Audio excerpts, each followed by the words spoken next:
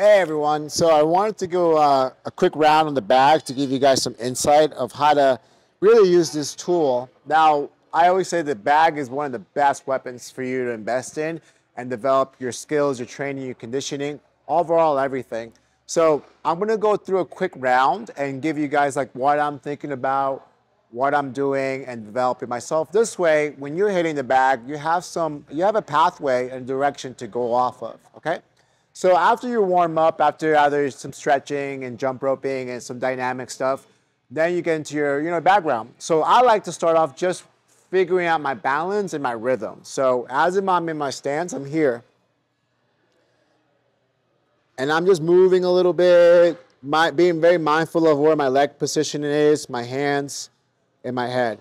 Then I'll start working some light jabs, really focusing on my form, not really hitting with too much power, just making sure I'm doing the proper movement, getting the proper extension, and hitting with my knuckles. Maybe add 2 punches,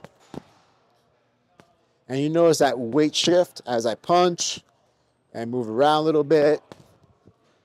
I keep my chin tucked as I throw my strikes. Then I'll start adding my lower body. So then I'll start using my lead leg, my lead teep. And I start warming up, just timing the bag and focusing on my balance. And again, not putting a lot of power onto these, just warming up. And now I start adding my boxing.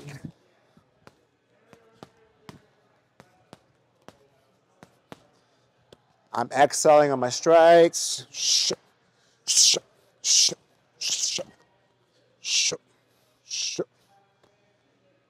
Then I start working onto my kicks.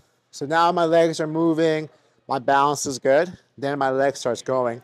So as I'm in position here, I'll switch. And again, I'm working on my form, working on my balance. The right side as well.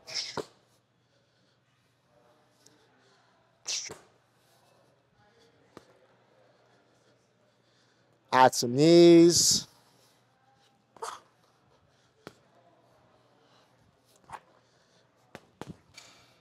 Sometimes when you hit the bag, you'll notice you start going a little bit forward.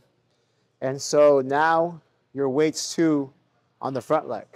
So always check in with your weight, not being too forward, maybe in the center, right? That position.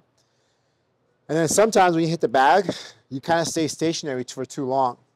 So remember, either you're in, you're back out, you're on to your left, or you're steering to the right. So try to add those minimal footwork. This way you get conditioned not just to stay in one spot. Then we have connection on the bag. So as I'm working on my bag, then I can clinch, and I can use that space where I'm working on my clinching, my control position, so I can start working on my knees. I can make some space so I can knee as well, and then I can just push off to make some space. As the round progresses, then you start putting a little more intention on your shots, a little bit more power, if I want to say, but not all shots are going to be 100% power. There's going to be a time where you're just specifically working on power, and they're just specifically working on speed. You want to blend those two. As for combinations, there's a lot of set combinations you can work off of. But for the most part, you don't want to lose too much of your balance, your technique, the integrity of your form. So to finish off, I'll give you just a quick 30 seconds of my bag work as I move into like a little more conditioning and a little more intention on my strikes.